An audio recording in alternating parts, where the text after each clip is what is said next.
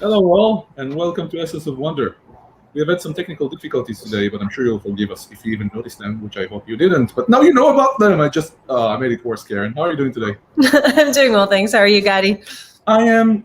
Are you excited, Karen? No, I'm excited this time. This show.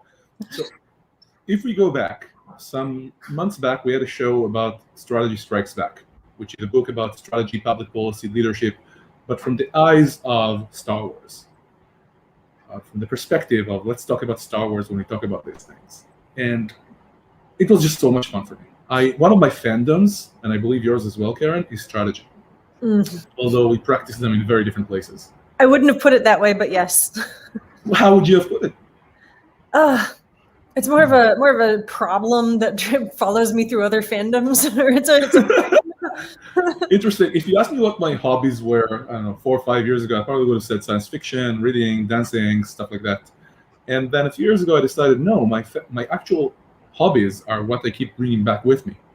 Self-development, communication with others, strategy, modeling, and understanding how things work and systems work and making them repeatable. These are truly the things that keep coming to life. So I appreciate that. I think of a group that I know that does a lot of both running and drinking. Like their thing is that they're called hashers, and they run something like 15 miles, but from bar to bar to bar, drinking the whole way. And they, instead of calling themselves a running club with a drinking problem, they call themselves a drinking club with a running problem. As I always say, it's 8 a.m. somewhere. Yeah, well, I think it is more of a strategy problem. But I didn't want to go into this, but defining what strategy is probably the biggest question in strategy. And there are many ways to go, not even going into what's the difference between tactics and strategy. When it comes down to it, I'll share a story. And then we'll start talking to our nice friends that are joining us today. I'm so excited. So something like, I really am. Something like, I don't know, 10, 12 years ago, I encountered a book. It was called, Today We're Here to Talk About To Boldly Go, which is a new upcoming book. But now I'm going to talk about another book. It's called Against the Gods. And as you go and look at that book, there is a Rembrandt of Jesus on the Sea of Galilee. And you see this ship and how these people are trying to survive on the, Sea of Galilee, which really shouldn't have any storms, to be honest. And it's really small. And you can see how human nature is trying to win against nature. And it's so beautiful. I had to start reading it, and then I discovered it's actually a history of risk. And I'm like, what? And I only read the introduction or the first chapter because in it, they say that there are many definitions about what the modern quote-unquote man means, but it was Michelangelo or Machiavelli or whatever. And they say it's about technology, it's about a lot of different things. This book claimed it was about taking risks, risk management. And I was like, what? No way. I want it to be true, but it can't be true. So I shut the book down. Shut it off. And over the years, I started reading Homer all of a sudden, the Iliad and the Odyssey. And I noticed that everybody there at Veer 2, the fates have decided what we're going to do with our lives, and it's done. Therefore, we're going to go all the way, and we're going to battle. We're going in screaming and not caring about anything just to show our Veer 2, and people remember our glory. And later on, I encountered Machiavelli, where it became more about showing that we're thinking about this and can try and control our fate. Because when it comes down to it, everything is chaos, everything is luck. But strategy is the only thing that actually stands between us and that, to try and affect that. My take. And therefore, when we're doing the show about Star Wars strategy, and they mentioned they're doing this new book to boldly go about, let's talk about strategy, let's talk about leadership, let's talk about modern conflict, but from a sci-fi perspective in general, I'm like, let's do a show! and just to show how excited I am, and then we'll move on. One of the chapters, every chapter there, I just table of contents, I stayed on that for 15 minutes. And one of the chapters is called, I know I geeked out to you about that already. You're not Ender Wiggins, and that's okay. I couldn't breathe. Like my imposter syndrome was shouting at me, I can still do this. I was so excited. Anyway, let's bring on Steve and talk to him a little bit. For some reason, my setup is not very stable. I'm not happy about that. We'll try to fix it as we go. Steve, how are you doing? Good. Thanks for having me, Gadi. You're amazing, and thank you for doing the show with us, truly. Thanks for having us. I mean, this means a lot to all of us, but it's always good to see the two of you and to be able to plug back in and spend some time with you. let's talk about you. I broke down your bio into a couple of lines here. So you're an award-winning faculty member of the University of Kansas, right? And you chair the graduate program in organizational leadership and in supply chain management. Yep. You are also a former senior military strategist. Well, that's why you're here, right? That's why And I'm you're here. actually the creative force behind the defense microblog, right? Doctrine Man, with 3 question marks, I believe, or 2 question marks. And you've been a career writer. You speak you passionately. You care about mentoring other people. You're a senior fellow at the Modern War Institute at West Point. You're a co-founder of national security blog, Divergent Options. You've done so much stuff. I'm just going to stop here for a second, but I'll say that you have numerous books, not just this one, right? Right. And you're essentially, let's say, somebody I like, which doesn't happen too often. Thank you. So with that in mind, I would just like to have you spend a minute with us, just say why this book? So you mentioned in the lead up, you talked about our discussion of Strategy Strikes Back. And I think you're going to find that, Max and Mick and I were involved in that. Jon was involved in Winning Westeros with us. Personally, I felt like there was a little bit more to be told. I thought we did really well with Strategy Strikes Back and with Winning Westeros, but I felt like that there was just a little bit more to tell, a little bit more to work with. And about 2018, I think, Mick and I were having dinner at West Point, sitting at the table, and Mick threw out the idea of doing this. So just broadly looking at science fiction, not restricting us to 1 or 2 universes, but just opening the aperture so we could get into any kind of universe, any discussion of science fiction broadly, and it just kind of ballooned from there. And then I brought Jon in, since Jon and I have known each other for almost 20 years as a co-editor, and then we just built this. And of course, here it is now. It took about a good 3 years to bring this whole thing to fruition, but it's a labor of love, and to be able to do it with so many of the original team that worked the other 2 books, it's just been a godsend. Because when you approach people and say, hey, here's the idea, they already know exactly where they're going to go and what we're going to do. And by opening that aperture, you see, like what you said about Ender Wiggin. And we couldn't talk about Ender Wiggin in the other books, but we can talk about Ender Wiggin here. We couldn't talk about Babylon 5. We couldn't talk about The Expanse. We didn't really get a chance to talk Star Trek, and I'm a big Star Trek fan, always have been. And so being able to bring all that in, it gives you so much source material for people to draw from. And then for the fans, because there are fans that really want to read about, hey, explain to me, the role of gender in Star Wars, even though we've talked a little bit about it, really dig in. Or to let's talk about Planet of the Apes, or let's talk about the Wrath of Khan, or any of these kinds of things. It just blew up into a book. And we could have written 2 or 3 books off the ideas. And every time you could and you would, sir. You could and you would. Go ahead. No, I said you could and you would. Oh, absolutely. It's just every time somebody reads something about this, they said, hey, I had an idea too. I wish I could have been part of this team. Tell me the next time. Because people relate well to this. And the use of fictional intelligence as source material is it's an endless reservoir of fun.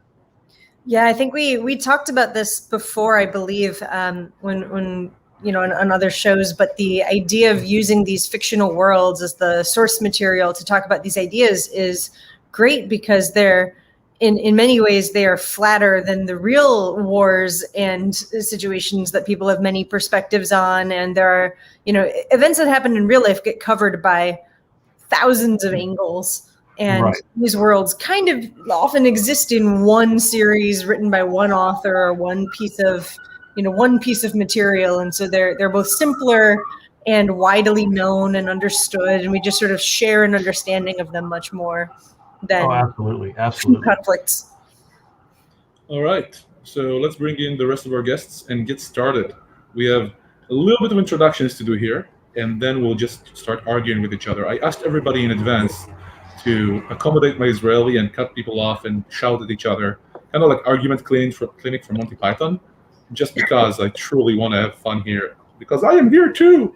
Okay, so I want to introduce everybody. First of all, I want to introduce Mick, who asked me to invent a bio for him.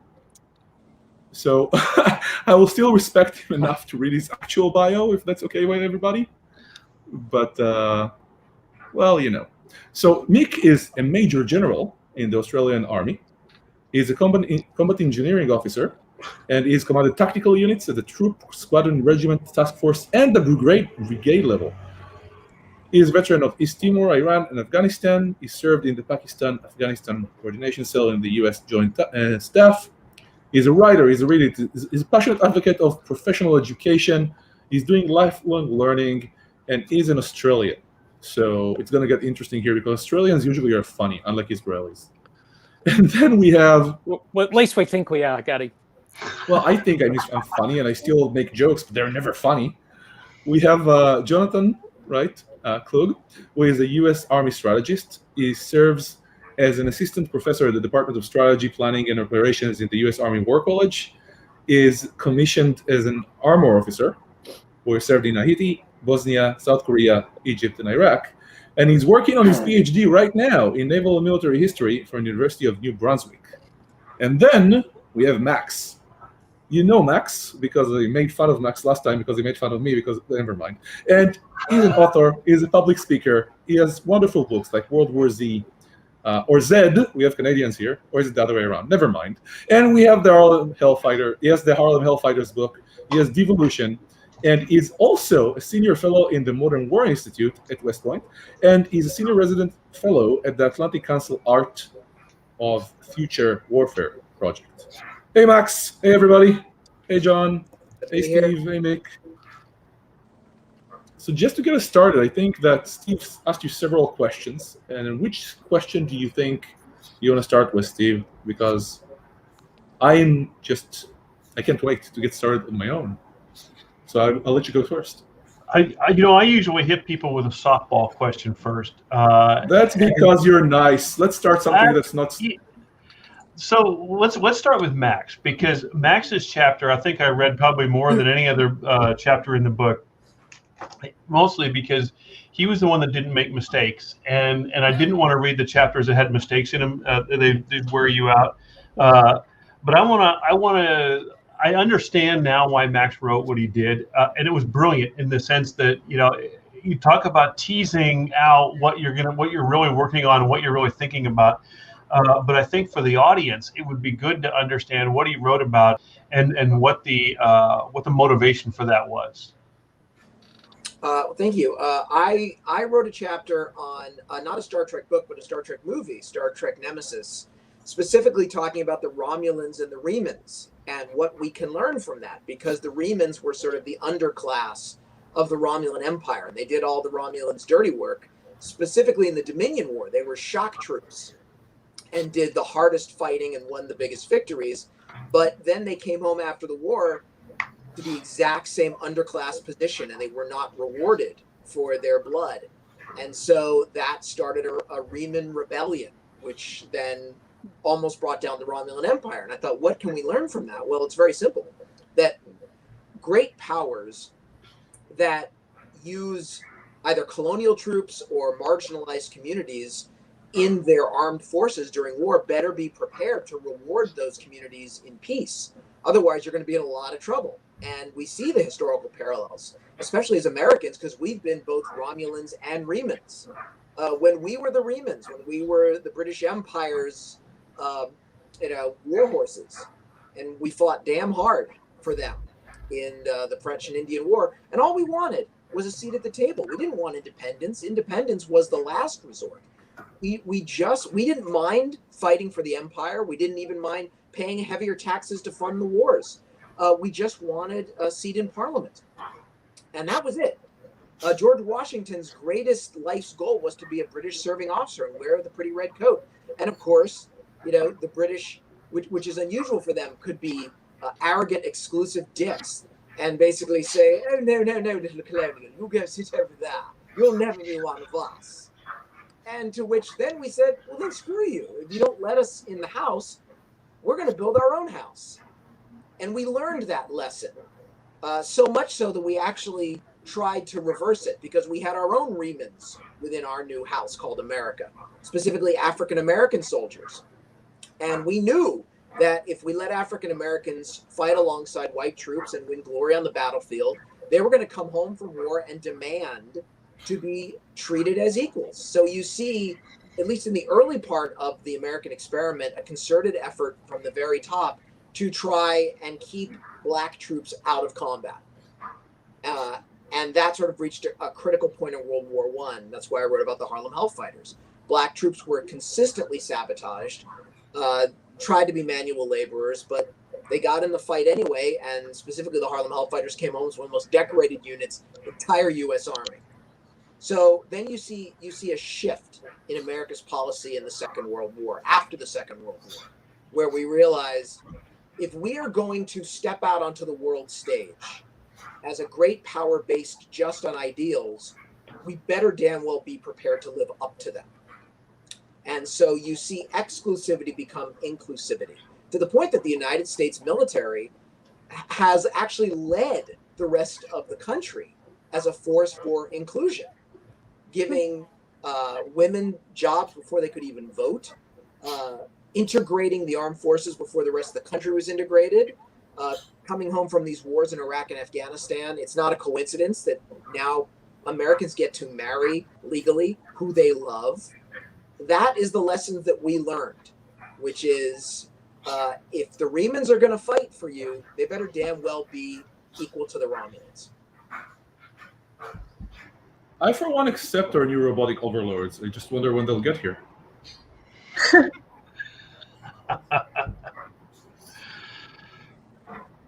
So that's actually, Max's was one of 2 or 3 chapters that really struck a very subtle chord that I think these are the kinds of things that I think that when people read the book, that they're going to pull more out of it than they may realize, because there's these little things that, and they're not little per se, but they're very subtle and nuanced. The arguments are.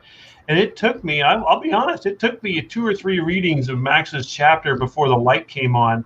And it wasn't just a deluge of 30-some chapters all at once to go through. It was reading it and then, drawing some thoughts and conclusions and really what you want to do. And what I think we did remarkably well with this book is you present arguments that make people debate what's inside those chapters, which are really broader social issues that we're dealing with in a contemporary sense.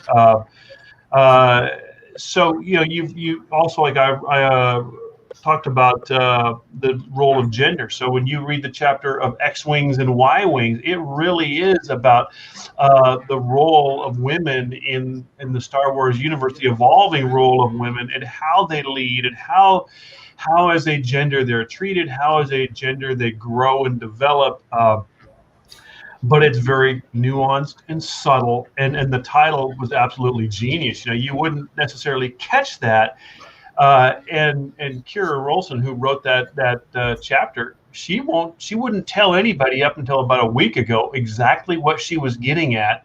So it leaves it for you to figure out on your own, which is the beauty of something like this. All right.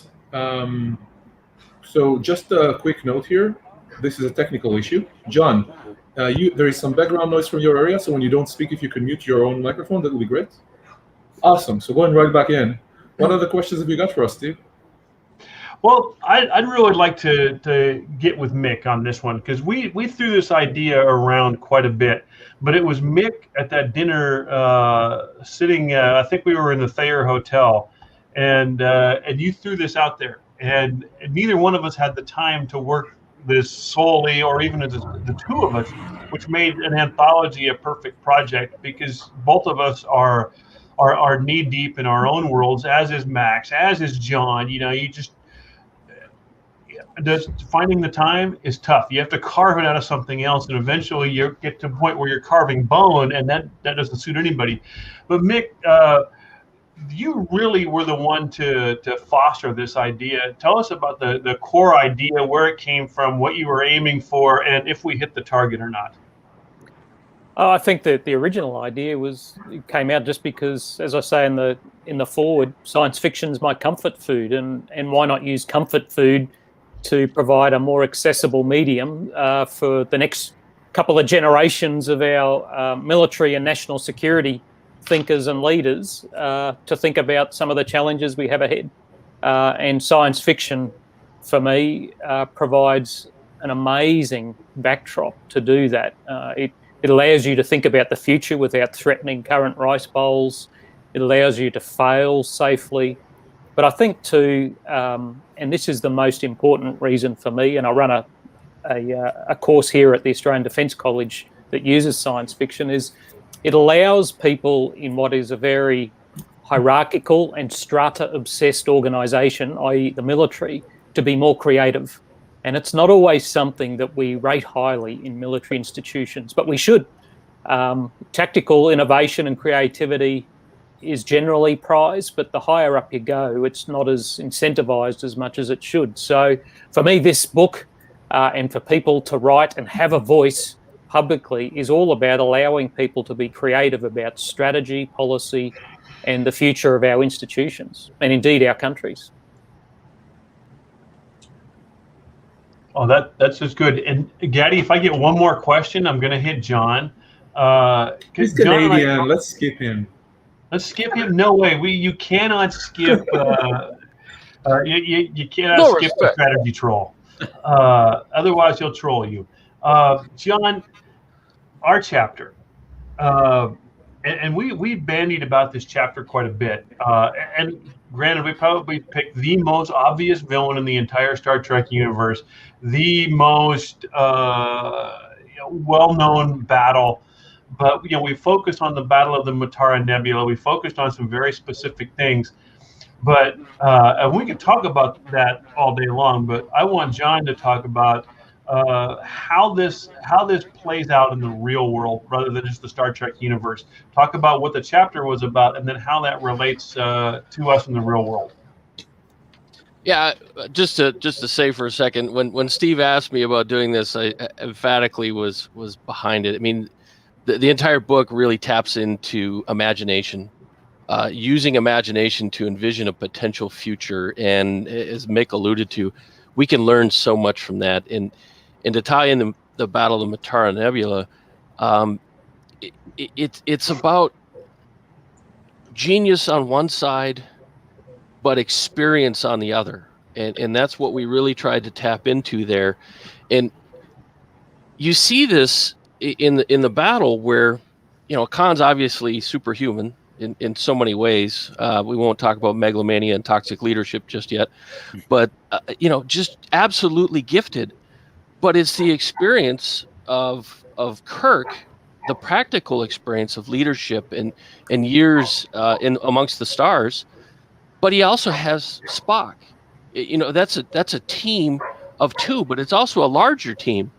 It's the entire crew that we all know and love so well. I'm an old Star Trek person. I won't go down that road if people want to cast stones for comparing crews. But anyway, it's that experience, and you have to have a team to tap into all the creativity and experience and bring it together. Where Khan provides you a perfect example of what not to do, relying on one person to attempt to drive everything. And he had gotten to the point, if you look at his whole story arc, and that's one of the other chapters we did, he won't listen to anyone else. He won't take anyone else's recommendations. It's all on him, and it's no surprise where he ends up. So I hope that addressed that, Steve.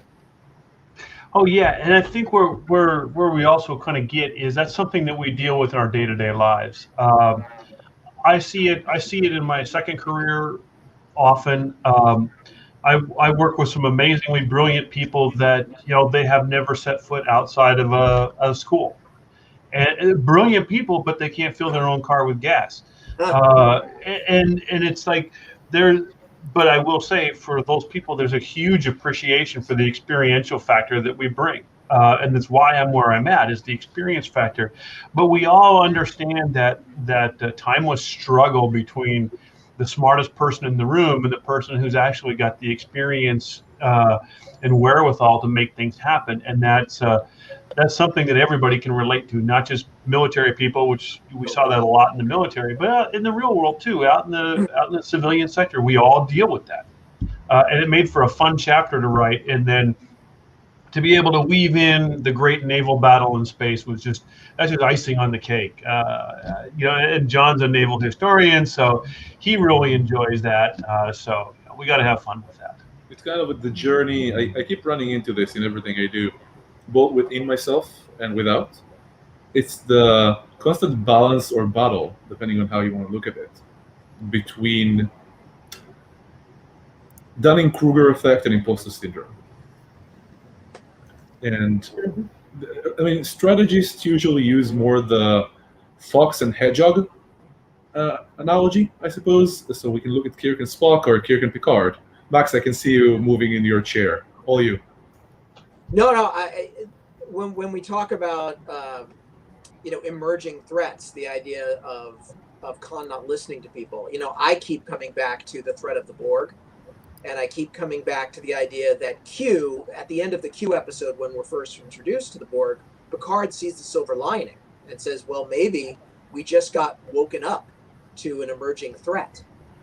And one of the moments, I'm going to cut you right off here because I'll tell you that I love you. Because in that same episode, don't forget what you want to say. Don't forget what you want to say. And in the same episode, or I think it was the same episode,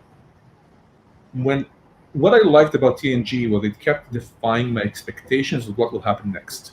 Yeah. You're a writer, far more than me. I write for the hobby. I'm never going to try to even get published. And there is this saying of it needs to be surprising but unexpected, right? Or something of the sort. So this is with Steel. When it happens, I can say, "Oh, I understand how this happened. It makes sense for me, but I'm still surprised." And what happened there in TNG is nearly twice or three times every season.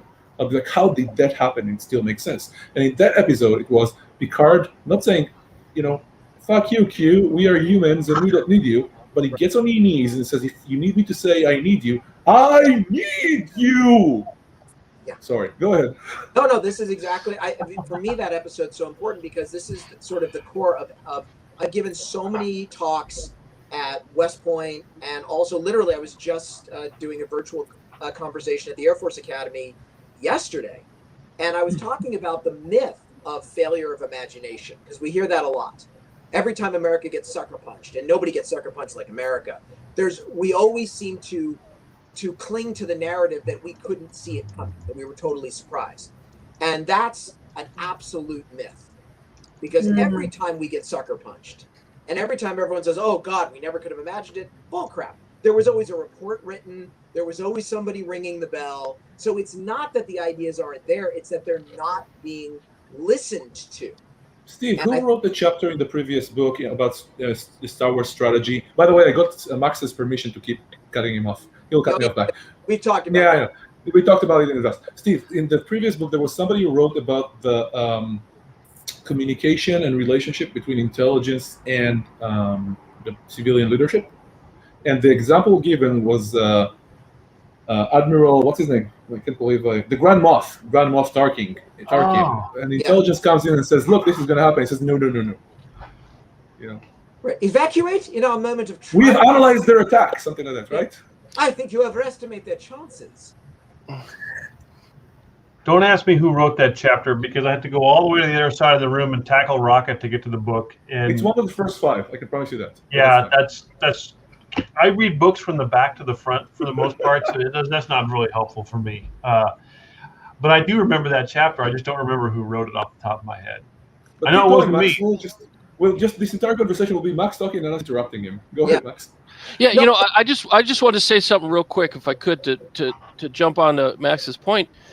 In 1925, a gentleman named Hector Bywater, a journalist and naval commentator, wrote a book on a war between the United States and Japan, from 1931 to 1933. So I just wanted to throw that out there as a perfect exemplar of the fact that imagination this gentleman saw it and went into the details. It was very Tom Clancy-like in his ability to capture what reality turned out to be. Well, it was very close, I'll say that. Billy Mitchell, General Billy Mitchell, put himself on trial during his court-martial, and he talked about that Japan would one day attack our naval base at Pearl Harbor. He didn't envision aircraft carriers, he envisioned heavy bombers, but still an air attack across the Pacific at our naval base in Pearl Harbor, ringing the bell in the 1920s. No failure of imagination there. It kind of seems to me like strategists in general, and being in cybersecurity, I ars poetics, I suffer a lot from this,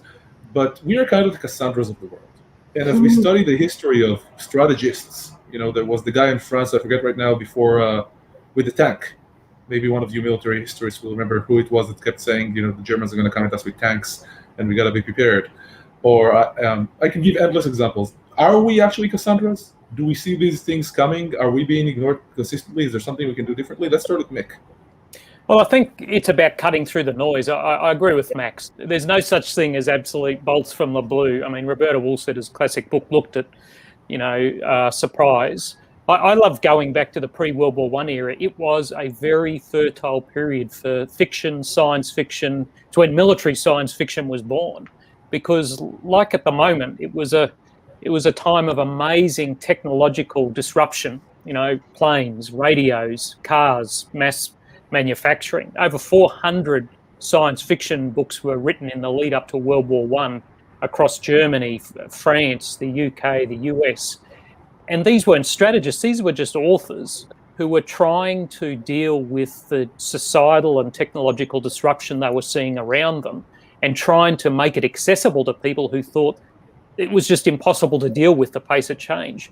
Kind of sounds like the era we're in at the moment, I think. So, we can, it's not about predicting, it's about sorting through all the changes that are going on and what are the likely trajectories. People have tread this path before, and I think this book, the people on this podcast, the authors and many others are just trying to use fiction and science fiction as the mechanism to make change accessible and humanize change to a lot of people in our society that are feeling quite bewildered at what's going on. Jon, you're studying military history. Do you see science fiction in a way as written in many cases the same way, but as the history of the future? Or is it just fiction of telling a story? I think it's a bit of both. I mean, we look back at history as our only real laboratory. I mean, it's the only way that military officers can look at problems, but I think there's been a bit of a renaissance and people are accepting science fiction is now also being able to fulfill that role. There's certain concreteness to looking at history, but being able to tap into the imagination, like I mentioned before, with science fiction, it can force you to view things from different perspectives in a way that history, I don't think, can. I don't know if that makes as much sense as I would hope it would, but it just allows you to tap into the creative side and to ignore some of the realm of the possible, right? So if you can jump forward 10 or 20 years, you can start to divest some of the initial challenges that are always brought up. Well, how much is this going to cost? Those kinds of points. And that weapon system will never, exist. Well, what if it did? And we look back and Mick and Max have already mentioned this. Some of the things that were looked at as impossible at one point, you only go 10 years and suddenly that's a real capability. So we need to explore these things. So I think the two things together, history and using science fiction, can be very, very powerful. And I know that we're not the only ones, but just speaking from personal experience, the Army War College, we examine both. Steve, I think you wanted to. Now I get to interrupt you, Gaddy. Yeah. We've come a long ways, because I think both Mick and I recognize that you dial the clock back 30 years, 40 years, you would have never found a science fiction book, or even much in terms of fiction other than Once an Eagle, on a reading list. And now more and more you see professional reading lists that are leaning into science fiction and the fictional thriller realm in general, because of that very thing. You want leaders who have that imagination and who can think a little differently, and that's how you get it. It's not just the grounding in history, which is wonderful, but it's opening up the mind to the possibilities of what's out there, and that's where we're seeing that real renaissance take root. Mick, you see the same thing down there? I mean, down there. I know you're not down there and you're not upside down. The toilets don't flush backwards necessarily. Maybe they do, but lies, fake news. No, it's all true. But Steve's dead right. We have seen this renaissance in acceptance by senior leaders that actually fiction is not a bad thing to help develop the minds of our leaders and future leaders. I think Starship Troopers kind of led the way there. I mean, it's not my favourite book for a few reasons, but I think even before that, we saw in the 50s and 60s and 70s the dystopian genre, where people were thinking about nuclear war and its impacts, through to Tom Clancy's Red Storm Rising, The Day After in the early 1980s. It's a bit of it actually set in Steve's hometown. There's been an acceptance in society that we can use these means to think about the future. It's our senior military leaders have come to it more recently.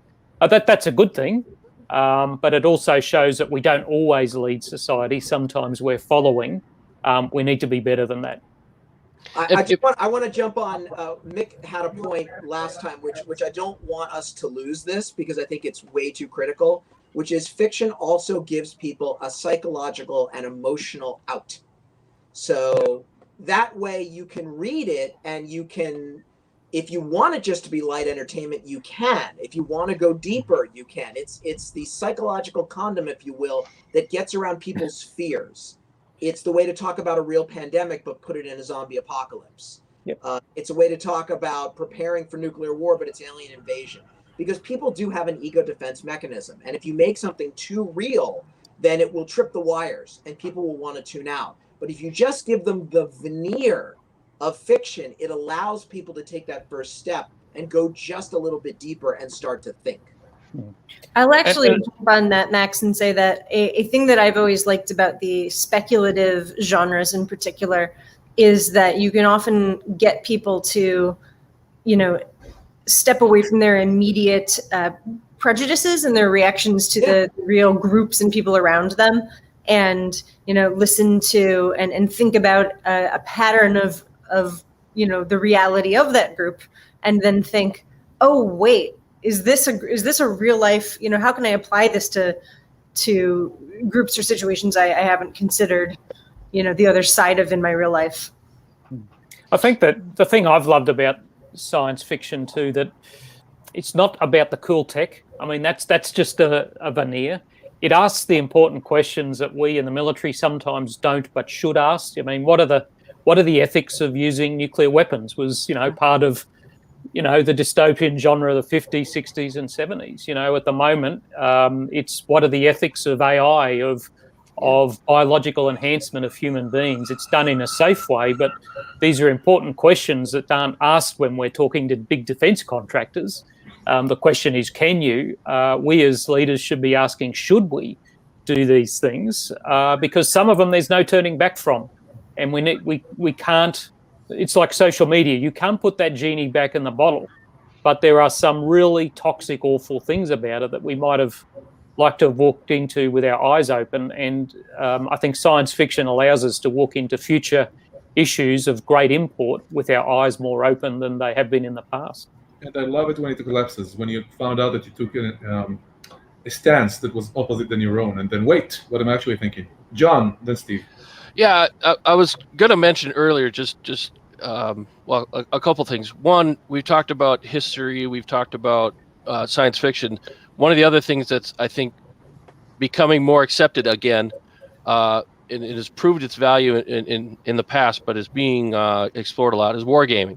So I'll just kind of table that just to mention, to kind of complete that thought. But to go back to what I think Max was saying, and Mick, science fiction, one of the major questions is always, what does it mean to be human? Yeah. And in so many of these chapters, you can see that major theme, and then we explore different things, whether it's leadership or conflict or strategy. But maybe this goes back to something you said earlier, Gotti, which is back to that Star Trek allusion. They'd always maintained the suspension of disbelief, right? So it meant so much. It carried so much value because you still could accept it. And those are some of the best stories, I think, when you can maintain that suspension of disbelief. They did that so remarkably well within that milieu, communicating a very deep point and never lost anybody. And we've all seen shows where where that hasn't happened, where they've gone too far, and then you lose everyone. But that never would happen with the first crew. But anyway. I'm just going to jump in for a second and say that I think that's so critical, the difference between tech and humanity, because I think that as audience members, as readers, as viewers, we will accept any kind of crazy technology or biology or whatnot as long as it's psychologically valid. As long as people act and think and do as we would do, we're with you. Because let me tell you, as we all know, when you see a movie of any genre where people are just not behaving correctly, you go, well, that's not true. And I'm not going to say what it is. I'm not going to say who the director is. We all saw that movie where an alien lands in New York, giant alien, boom, crash. And a dude and his friends are like, oh, my God, there's aliens and they're attacking. We got to get out of here. And the dude goes, no, wait. I must go rescue the girl that I just met at the party and talked to for 20 minutes. What? Oh, you're bagging out one of my favorite movies there, Max. I'm not going to say who and what. But I am in this quote and I don't like it. Oh, God. Steve, It wouldn't have been a movie then. Exactly. Well, but that's why your premise has to be psychologically valid. It has to be the ghost of Hamlet's father saying, hey, I didn't die peacefully. Your uncle killed me. Get him. And Hamlet goes, yeah, because we would all do that. But how many of us here on this panel would honestly risk your life to go rescue someone you just met at a party and talked to for 20 minutes? It depends. Am I on duty? Yeah, well, maybe, okay, Gotti would do that. Gotti would say, no. I've got to go rescue her. We just talked. A woman has never In the movie, before. when somebody This is jumps worth my into life. rescue, I would be the one who jumps into rescue her and gets run by a truck, and then the professionals will come in, and actually rescue them. Although there is something to be said for the concept of everyone matters, whether you know them or not. So there's... Yeah, but there were other people in between him and her. This was Okay, everybody, let's targeted extraction. I think that go ahead. I think the issue of humanizing is really important, though. And one of the trends I've seen in the last decade or so, well, not just the last decade, but probably since the end of the Vietnam War, is there's been more veterans that are also writing science fiction. There's been some. Kurt Vonnegut was obviously a veteran, but you've seen more veterans since Vietnam writing science fiction. I mean, Haldeman's The Forever War is a classic and one of my favorites. But even in the last decade, you're seeing the Keira Rolsons, the Michael Mamets, Shane Greaves, and others who are writing, and they bring with them this deep inside knowledge of how soldiers or service people think. And it's really interesting. I mean, The Forever War is a classic, not because it's science fiction, but it's the journey of a returning soldier and his difficulties in coming to grips with the society. And he's having to return to a different society every time he comes back from a mission. One of my favorite scenes from any sci-fi ever is in The Forever War, where he comes back to a world where everybody is gay for population control, and therefore he is now. He said, "I hated my CO2, right? But at least I wasn't a pervert because he is heterosexual." And actually, Joe shared with us that. One of the things he did in his book was introduce the gay character in order to explore his relationship with a gay friend, because back then, the only relationship you could have with a gay friend is a gay sexual relationship. So he put so much into that book. One of the things he said about this, though, was that he was not a soldier; he was a draftee. He made a big deal out of that. Yeah, but the experience of returning to your society is the same. And I mean, it's not a new thing. I'm sure there were Roman centurions coming home who felt exactly the same. I mean, this humanizes the stories, as Max said, but I've just found it interesting the last couple of decades, you're seeing more veterans and military people really jumping in and wanting to tell their side of the story. It just adds something additional to the genre. It doesn't devalue other stories at all. It just adds something additional to the genre, I think. It was, I think, in the last. Gotti, I got to throw something in there and hearing Mick. Actually, you and I will both shut up for a second. Steve, you wanted to say something? No. You got to keep going. You're doing great. I'm just listening. I got to say that what fiction can also do, and this is very important for people who work in national security, is to actually illustrate how the threat would play out. Because it's very different doing it. I literally was just talking to someone from NORAD yesterday saying, listen, we have these threats. We know them. They're real. No one's doing anything about it. And for some reason, the PowerPoint presentation that we're giving to the policymakers is not landing. And I said, you got to go over their head. Like, okay. We are going to open this up in a discussion right now. I created, I'll start this off. Okay, let's do this.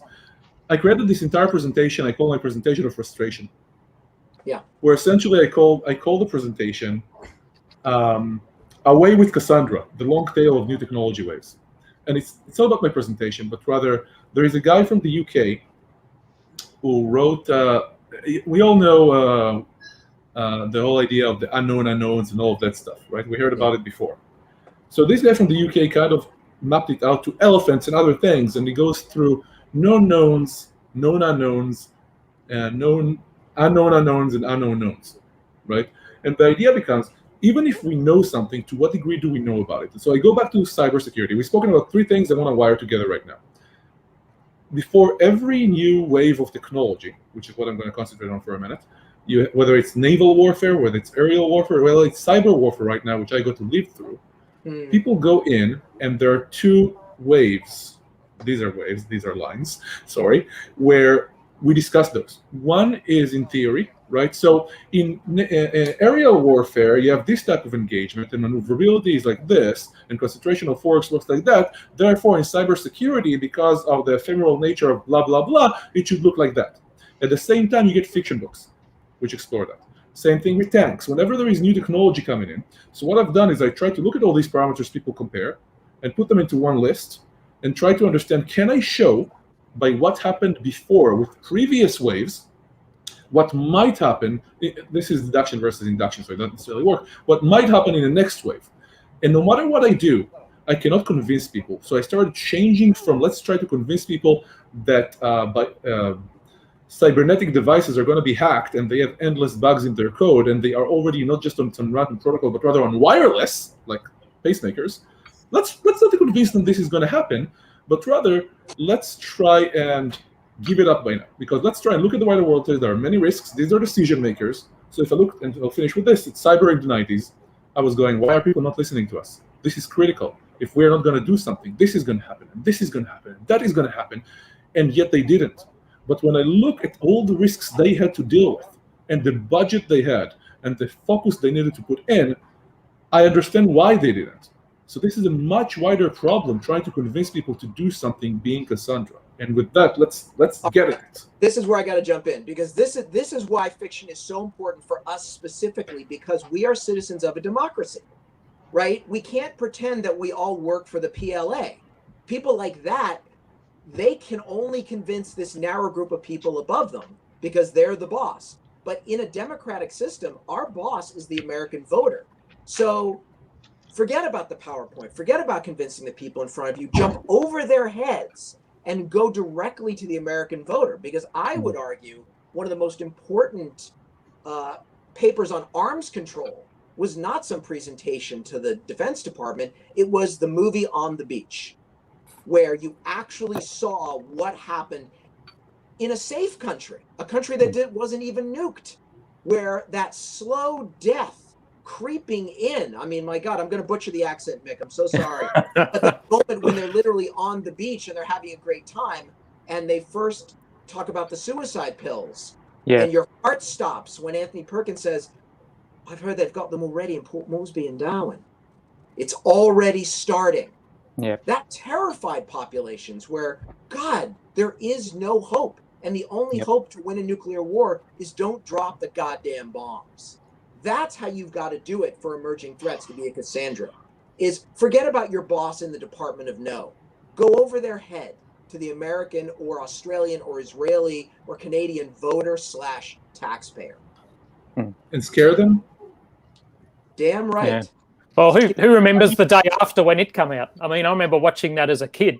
Yeah. I mean, Yeah. it fascinated and horrified and multiple generations in the early 1980s, and went, wow, this has made something that was entirely conceptual so real, and it's Yeah. focused on a little town that wasn't, in the center of things. This impacts everyone. Doesn't matter where you are. Everyone needs to have a vote on this. Yeah, made duck and cover real. That Steve and last, John. oh my God, that You know, last to get to Gotti, blowing over Melbourne. Oh my God, that's more than 1,000 reports. That's right. oh yeah. To get to your point, Gotti, the whole idea of cybersecurity, we're still waiting for somebody to make that movie that isn't absolutely ludicrous about the threats of cybersecurity, where the individual hacker can go in and tell Mick, hey, you're going to dump your savings account or I'm going to turn off your pacemaker. And I think they did it in Homeland. I think they did it in Homeland, didn't they? And because every movie that's come out that deals with that subject has been absolutely stupid. And it's easily written up. They're not entertaining. They're not believable. Sorry. John, then Karen. Well, I'm just struck. I mean, we're all talking about narratives, right? We're all talking about storytelling and using that as a means. And there was a chapter in here, where Dan Ward talked about pre-mortem, right? And I'll just say it. Chapter title: Darth Vader to Dark Helmet, right? But but I think with the cyber side, I think the real challenge is I think at this point we're only really starting to get theory about cyber warfare, and I think the challenge of that is there's no good metaphor for cyber warfare. I mean, I can use metaphors to communicate what naval warfare is like, the difference between naval warfare and war on land. I can use metaphors that would make sense for air warfare. We talked about Billy Mitchell and what's different. The bomber always gets through, and we can have all that kind of discussion. But I think we're really challenged with cyber because we don't have anything that makes it concrete. It's hard to tell a story when you don't have a good metaphor to start with. I am getting chills. Back in this large Sony data breach, everybody was talking about North Korea and the movie and making fun of Kim Jong-un and all of that stuff. And yet the people who went to work at Sony came to work in the morning with their computers dead, screens dark. And they said, do I still have a bank account? Is my Facebook safe? But I will go on this forever. I interrupt you on your topics. In cybersecurity, I can go on forever. Steve, then Karen. Oh, just to further illustrate that, the only metaphor I think we have that has a lot of value right now would be Ghost Fleet, and the book Ghost Fleet was really pretty good, but it treated things from a national defense perspective, and you've got to get below that level and touch the individual citizen to say, hey, your world is threatened. And it's not just that your computer at work is going to shut down. It's that your Tesla's not going to start. Your pacemaker is going to stop. Your phone won't work. All the little things that you take in for granted cybersecurity, we call this FUD, fear, uncertainty, and doubt. And what we find is that while we get more budget, later on they don't believe us anymore. Cassandra again. Yeah. So let me stay with you for a second, Steve, before we move on to Karen. What do you think would work? Say that again. What do you think would work? I still believe that to make that work, you've got to scare the individual person. If you could scare down to the lowest level, then they put the pressure up. If you get enough people that are afraid, they're going to pressure those politicians or policymakers to make. And I will challenge you on that and say, if you keep scaring people, you don't really build programs over time that will allow you to reach real resiliency. But unfortunately, the only thing that works. Anyway, Karen. Honestly, I was just making a quip about how bad these shows are. You'll see two people typing on the same keyboard. It's like they're they're really ludicrous. Like 2 sets of hands on one keyboard. like how do we make programming look more intense, or working at a computer look more intense? Okay, this is the lightning round. Mick.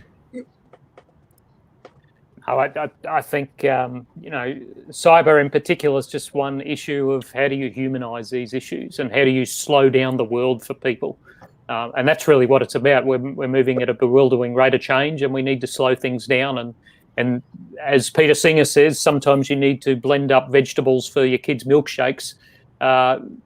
Fiction allows you to do that. Useful fiction, science fiction, make it accessible. You got to make it scary, but you've also got to make it enjoyable. You got to make it funny. All those you've got to engage all those human emotions to really cut through, I think, and that's what stories do. I mean, that's what we've done for tens of thousands of years. We've told stories, and that's what really appeals to human beings.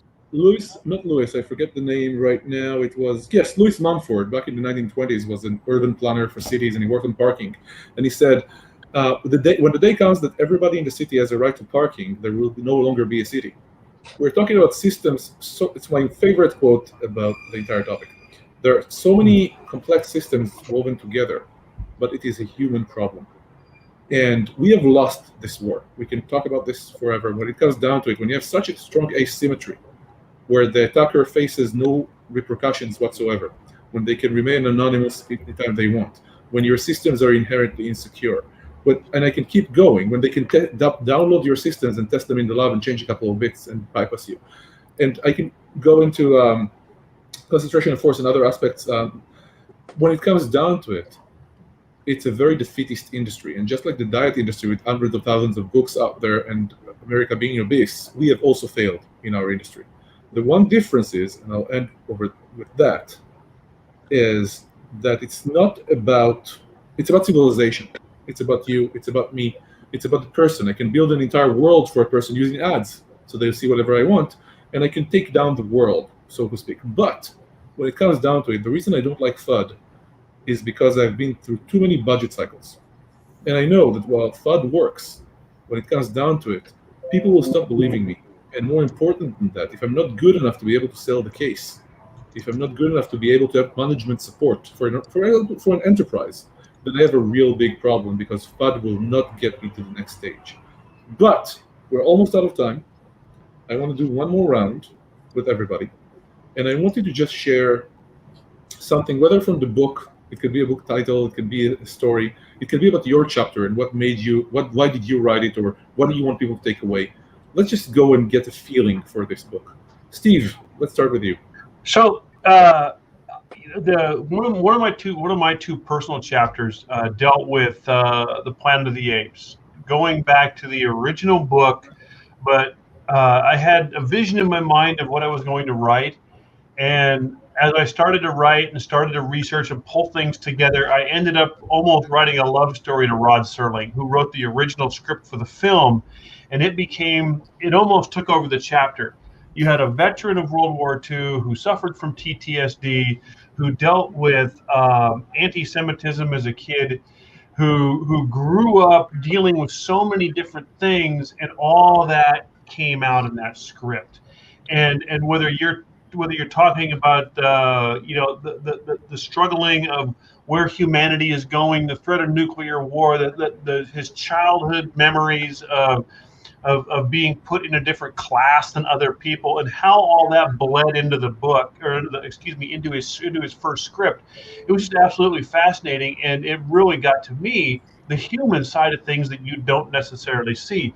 In probably the 100 times I've seen that movie, I never knew all that until I started to write. And just, I mean, all the more respect for Rod Serling. I've always been a huge fan of Rod Serling, but I had no idea just how deep his personal story was woven into that script. And now I watch the movie and I see things that I've never seen before, whether, listening to Taylor's monologue or interaction between the different casts among the apes, what all that meant to him as a writer and a human being, and how it plays out in the film. Let's go with Mick, because I love that Mick is going with my shenanigans. I love your shenanigans. It's great to be here, Gutty. Excuse me, I don't know that well yet. Hey, there's the early Terminator films. Linda Hamilton used to talk about there's no fate than that we make, and I know newspapers don't sell with positive stories, but this book and books like it are about us imagining not just military stuff and strategy, but it's about imagining a better future. And that's really important. It's a really important role of stories. It's a really important role of science fiction. And I just hope that books like this one and beyond allow our people the creativity and to exercise their imagination to imagine that better future. I mean, why else would we serve? John. Yeah, And I'll just say, for a Canadian, you're very rude, sir. I just had to cut you off. No. It's all good. There's so many things. See? God, I get this. I would love to. What's going on, people? Go ahead. I think a couple of things just to highlight real quickly is I really enjoy doing this. I think all of the chapter authors enjoyed doing this. When we did the chapter on the Mutara Nebula, I was amazed as I pulled things out of the ether. I mean, Ray Bradbury did the 1956 screenplay for Moby Dick, and you can see how his influence is translated to the Wrath of Khan. And then you look at not only sorry, I had to do this. No. He tasks me. Oh, I'm a movie quote fiend, right? Frau Blucher. But anyway, all of the amazing things that were done that underpin a great story that allow you to envision the future and talk about that swirling naval battle. I mean, Steve and I have talked about that mono fight between not just Kirk and his crew versus Khan and his crew, but it's almost like two knights jousting from the old days, or two single frigates in the battle of in like the War of 1812. It's just amazing. But the other chapter I did to bring it back to what you mentioned originally, Gotti, is I did another chapter on Khan, and Khan a study in never gets old. It's almost as good as Wheaton. But anyway, there's another illusion for you. But the Khan chapter is studying toxic leadership, and something that we talk about all the time in military circuits. Let's talk about something else. I'm kidding. No. But to watch the descent of someone, yes, he was a dictator who ruled over a huge portion of the earth in Khan, but to watch his descent from arguably a charismatic dictator to a man leading a small group on an isolated planet through its destruction to what we end up seeing in the final movie, to watch that descent of someone obviously with a questionable / broken moral compass to begin with, but to watch him descend because of the challenges he's faced with, I think there's something also to keep in the back of our minds as a cautionary tale. This stuff that we're talking about is not easy, and the circumstances that people are put in are not easy. But again, man's got a broken moral compass. So I'll leave it at that. Interesting how this conversation throughout, right? We've kind of taken it to, let's talk about the human. Let's talk about the soldier. Let's talk about perspective. And it seems like in military strategy and history, and even in the way they teach at West Point, from what I hear, we've kind of shifted around. Lee's Lieutenants, I believe the book is called, is no longer taught at West Point because they picked an alternative that speaks also of the soldier's perspective and not just the strategy or the tactics. Looking at these changes, it's truly fascinating as I'm listening to even us talking right now. Max? Well, I mean, this goes back to what we were saying about it has to be psychologically valid. And I think that's such an important point for any sort of speculative fiction or science fiction, is if you're trying to make a point about the real world, you've got to base it in real research, right? It's got to be based in reality. That's why On the Beach or The Day After or Threads was so absolutely terrifying, because it was based in reality. And I want to contrast it with another movie. I'm not going to say what it is. It was trying to make a point about global warming. But it was so. a gross, horrific. I think that in 2021 we get the joke. In 2022 we won't. No, I'm It's just forgettable. going to say, if you're trying to save the planet, right? Don't have your characters literally running down a hallway being chased by the Ice Age. Yeah, no, like this. I actually could not wrap my head around your claim that it was trying to make any point at all. Well, that's the thing is, if you do that, then it's going to boomerang. It's going to blow up in your face, and then you become a point of ridicule. And then the very people you're trying to convince are going to join the opposition and say, "Well, that's ridiculous." So do your. It was a metaphor. I thought you were going to bring up Highlander too, but anyway. Oh, There don't can get me be only started on one. that one. Max, one of your chapters. Tell us something. Share with us something. I mean, I would just say that we have to be, whenever you're confronted with a marginalized community that is willing to fight and die for your country, you're at a crossroads. Because I would contrast us with the British Empire. If the Brits had actually... I'm going to cut you off right there and ask you a very tough question. Okay? Looking at history, looking at the Roman Empire and all the other states, looking at everything else, knowing it is going to be a problem. And doing something about it when all the different leverages are against you, how do we... I mean, I understand what you're saying, but I don't see how we can do anything different in the future. We can do everything about it. We can do something about it because we already do. I would point to the American experiment, which has its starts and stops and bits and bats, but we are succeeding. The fact that we had a president who could have been a slave of our first president. I challenge any civilization on this planet to have made that much social progress that fast. We have done it. And in fact, in my country, every time you've had violent insurrection, it's not a violent insurrection for change. It's trying to turn back the change. The Civil War, the Confederacy is proof that the American experiment has laid down the means to succeed. Steve, it seems like you wanted to jump in there. No, I just wish Max would talk more. I mean, just that observation is absolutely brilliant, and I've heard him say some similar things before, and it's so meaningful. You know, I saw something on Twitter today that I had to warn people, hey, just let it go. It was somebody who was baiting that the 9/11 attacks were, you know, generated for a completely different reason, and it was all racially motivated to support white people. And I'm like, come on now, just don't. Those are the kind of people that need to hear what Max just said. That the great experiment continues to be a great experiment, and the vehicles for social change have been constantly moving in a positive direction. Are they where we want them to be? Maybe not, but as long as we're still making progress, that's something to celebrate, not try to destroy. So as I try to weave through this conversation, there are a few themes that kind of came together.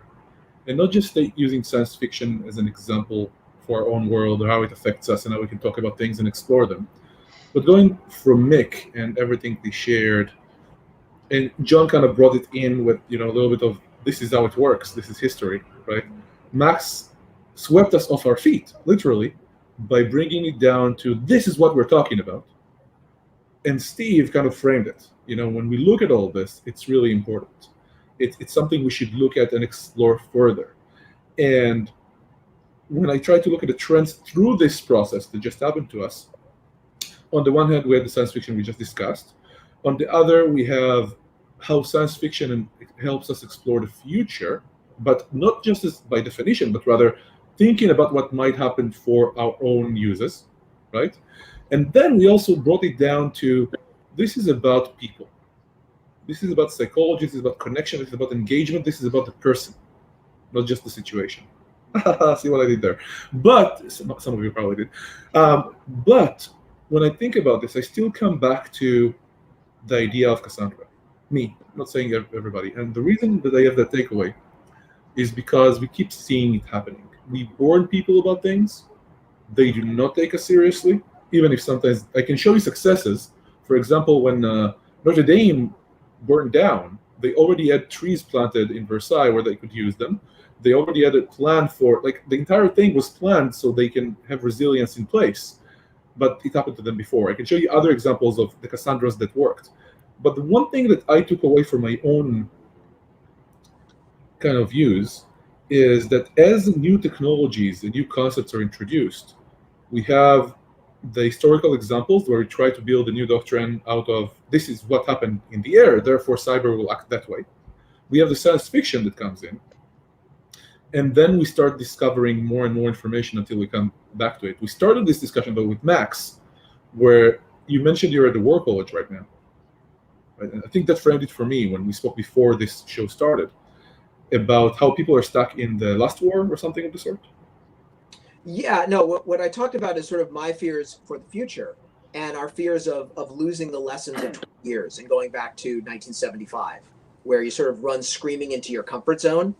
And I think that that's very dangerous because there's a gravity pull in the United States towards the military-industrial complex. People making money off weapons that we don't need, and therefore having to adjust your strategy to having to sell weapons.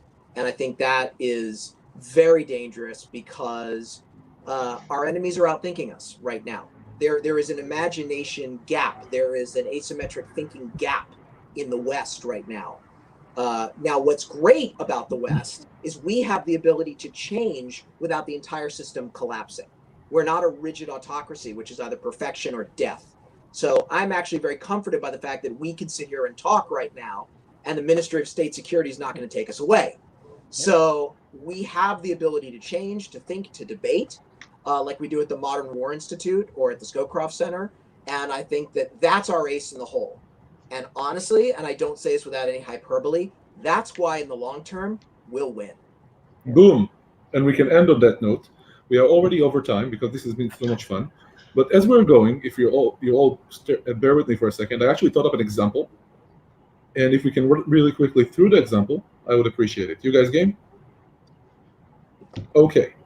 So I thought about Star Trek, the original series, because of Jon. And there was, I mentioned this before, probably at some point on the show, but there was first season, episode 14, The Balance of Terror, where, okay, we have somebody identifying it right there. Oh, what is Steve bringing us? What is that? Oh, hello. Bird of prey. Bird of prey. A bird of prey. That's Star Trek 6, The Undiscovered Country. But if you identify the... Okay. So The Balance of Terror was based on this 1940s submarine warfare movie that I don't remember what it's called. Enemy Below. Thank you. Yep, reading about this yesterday. And the thing is, as they try to fight cloaked ships, and they use depth charges to try and blow up a portion of space, they try to run quiet, they try to do all those things, right? It kind of explores from submarine warfare what cloaked ships fighting might look like in the future. And I thought that example was absolutely beautiful for what we're talking about. And I would like to do a quick round and then kind of let Karen finish this off as she always brings us back. Nick, how about you? You kind of lost me there, mate. I think I might defer to Steve on this one. Fair enough. I knew you were going to say that because I would have deferred to you too. Maybe restate the question, Gotti. I raised the point. It's vague, and I want you to talk about it, Max. The question of what? You're being too Israeli. Yeah, no, sorry, it's too obscure. Oh man. Okay, cloaked This is nearly unanimous. I also don't know what you're talking about, but you said I could get last. John is my back. John is my back. I can see you smiling there. So your cloaked ships. What I'm getting out of this is you're exploring a metaphor for how do you deal with new technology. You're looking at a historical case about them struggling with fighting U-boats in one of the key things about depth charges is they send out a concussive wave. So it's an area effect weapon that's often lost and all that. So how do you fight a cloaked ship? Well, an area effect kind of weapon makes a lot of sense, but this gets into the tactics, technology. You get a new tactic, new technology countered by a new technique. So that's what I get out of where you were going with that. I have no idea if that's. I think I'll give it up at this stage because wait, time. I'm going to go way deeper in Balance of Terror than you ever expected to go. Go. Okay, there's something so deep in there about inclusivity and exclusivity and racism in Balance of Terror, where that crewman tries to blame Spock and lump him in with the Romulans because he looks Vulcan. And that's really critical because, ladies and gentlemen, this is what we're going to be facing in our future competition with China. Everything China does, they're going to cry racism. Everything. Yep. They're going to cry anti-Chinese, racism. They tried to do it with COVID. It's total bullshit. And the reason we can beat them at their own game is embrace inclusivity, especially other Asians, including Chinese people. We are not in competition with the Chinese people. We are in competition with Xi and his little Winnie the Pooh clique. That's how you beat them, folks, because we love Vulcans. We love Romulans. We do not love the Romulan Senate. That's it right there. Well said, Max. Yes. There's also an interesting point in there, and I noticed you used there was his little Winnie the Pooh clique. I think avoiding certain references as you complain about people is also really important. That's no racist trope I know. Yeah. To put it a stuffed bear. And by the way, you see this because have you noticed as we talk about COVID, no one's mentioning the Taiwan miracle because they want Taiwan to go away. They're just as Chinese as the mainland Chinese. There's no difference in ethnicity. They're the Vulcans. And so we need to be very clear. And we did this in World War II about we're at war with a government, not with a people. We can do this again. People in mainland China, Asian people around the world, Chinese people, diaspora, we're with you. We're with you 100% because So we went far here. I'm with you. Just as much a victim of Xi as anyone else. So we stand with you against the Politburo. Max, when you talk, we stand with you because you really know how to grab us. But we kind of went far. So before we end, does anybody else want to say anything? Gaddy, I have a question for you. Oh, so man. you brought up balance of terror. So I'm going to leave this with you. Did that bird of prey was it work capable or wasn't it? Was it what? Sorry, I cut you off. Was it work capable or not? That is, believe it or not, that is a debated issue to this day.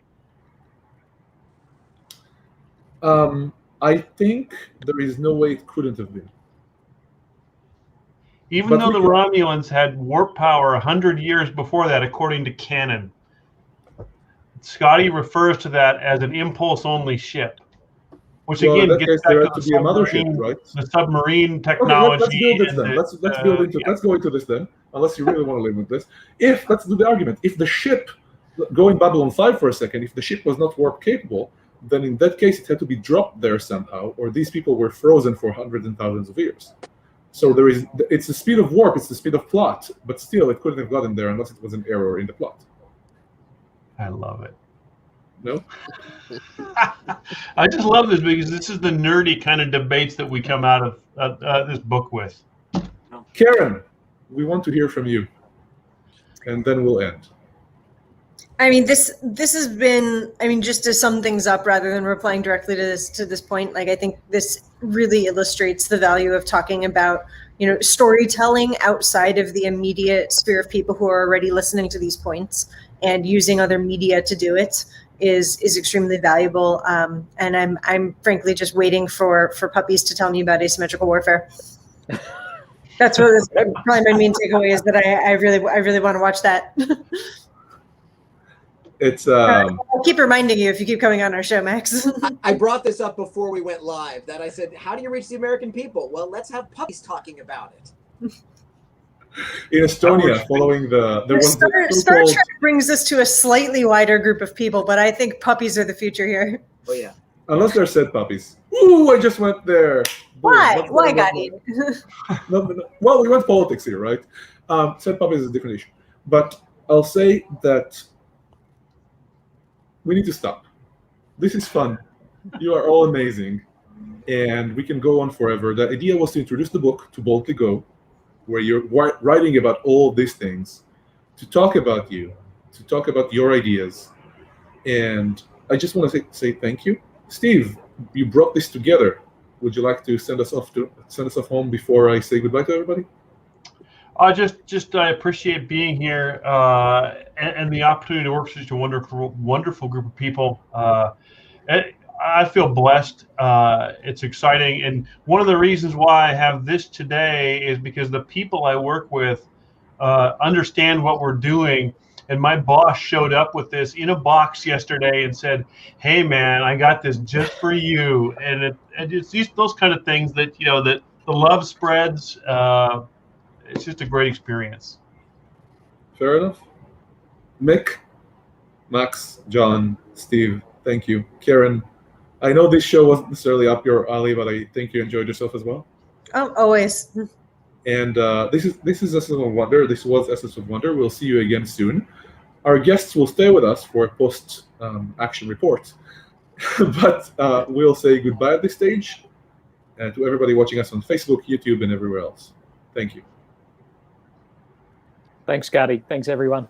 Thank you, Gadi. Yep. Thanks for having us.